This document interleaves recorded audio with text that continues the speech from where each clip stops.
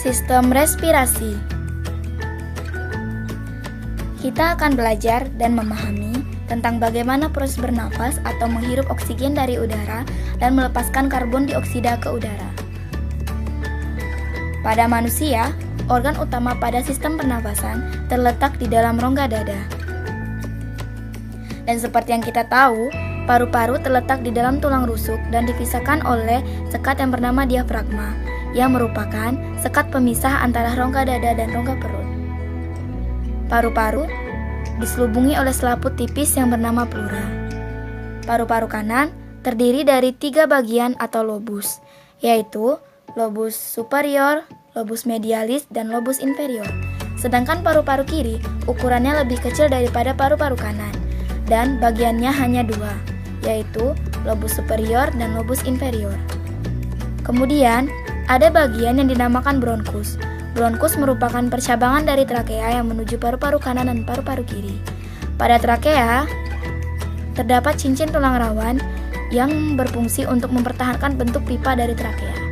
Kemudian, ada bagian yang dinamakan faring yang merupakan penghubung antara lubang hidung dan trakea. Pada saat bernafas, molekul oksigen akan masuk melewati lubang hidung dan akan menuju paru-paru, melewati faring, kemudian trakea, dan akan diteruskan ke paru-paru melewati bronkus. Udara dari dalam bronkus akan diteruskan menuju alveolus melewati cabang bronkus yang dinamakan bronkiolus. Dari dalam bronkiolus, udara akan diteruskan menuju ke alveolus untuk terjadi pertukaran antara oksigen dan karbon dioksida. Alveolus dikelilingi oleh banyak pembuluh kapiler. Alveolus terdiri dari ruangan-ruangan kecil yang dinamakan dengan ruangan alveolus. Di dalam ruangan alveolus terdapat banyak pori-pori. Pada pembuluh kapiler terdapat banyak sel darah merah yang nantinya akan mengikat molekul oksigen. Sehingga molekul oksigen dari dalam alveolus berdifusi keluar menuju pembuluh kapiler dan akan diserap oleh sel darah merah. Sehingga sel darah merah yang tadinya berwarna keunguan akan berubah warna menjadi merah karena adanya kandungan oksigen. Oksigen selanjutnya diedarkan ke seluruh tubuh oleh sel darah merah melewati pembuluh-pembuluh darah. Sedangkan molekul karbon dioksida akan berdifusi ke dalam alveolus dan akan berkumpul di dalam ruangan alveolus. Kemudian, karbon dioksida akan dikeluarkan keluar tubuh melewati cabang bronkus yaitu bronkiolus, kemudian melewati bronkus,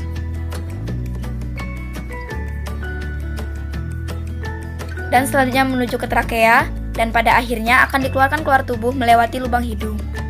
Proses menghirup udara dari luar atau menghirup oksigen dinamakan dengan proses inspirasi, di mana otot diafragma berelaksasi sehingga udara dari luar masuk ke dalam tubuh, ke dalam paru-paru, dan kemudian terjadi pertukaran antara oksigen dan karbon dioksida di dalam alveolus. Kemudian proses ekspirasi, di mana otot diafragma berkontraksi sehingga udara yang kaya karbon dioksida dari dalam tubuh dikeluarkan melewati lubang hidung ke luar tubuh. Proses inspirasi dan ekspirasi inilah yang kita sebut dengan proses respirasi. Proses respirasi kita lakukan setiap harinya, setiap detik, selama proses kehidupan. Kesimpulannya, organ utama pada sistem pernafasan terdapat di dalam tulang rusuk dan dipisahkan oleh sekat diafragma. Paru-paru dibungkus oleh selaput tipis yang bernama pleura. Paru-paru kanan terdiri dari 3 lobus atau bagian, yaitu lobus superior, lobus medialis, dan lobus inferior. Sedangkan paru-paru kiri hanya terdiri dari 2 bagian,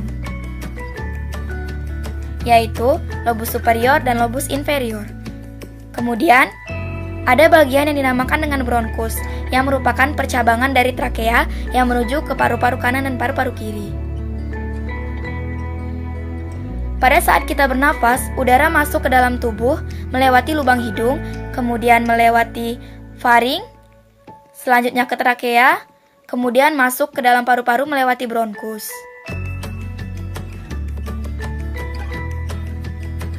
Selanjutnya, udara akan diteruskan ke dalam alveolus melewati bronkiolus, kemudian masuk ke dalam alveolus, yang dikelilingi oleh pembuluh kapiler. Sel darah merah di pembuluh kapiler akan menyerap oksigen dari alveolus yang berdifusi keluar. Sehingga sel darah merah yang tadinya berwarna keunguan akan menjadi sedikit lebih merah karena adanya oksigen. Kemudian oksigen akan diedarkan ke seluruh tubuh oleh sel darah merah melewati pembuluh-pembuluh darah. Karbon dioksida akan berdifusi masuk ke dalam alveolus, kemudian dikumpulkan di dalam ruangan alveolus, dan akan dikeluarkan keluar tubuh.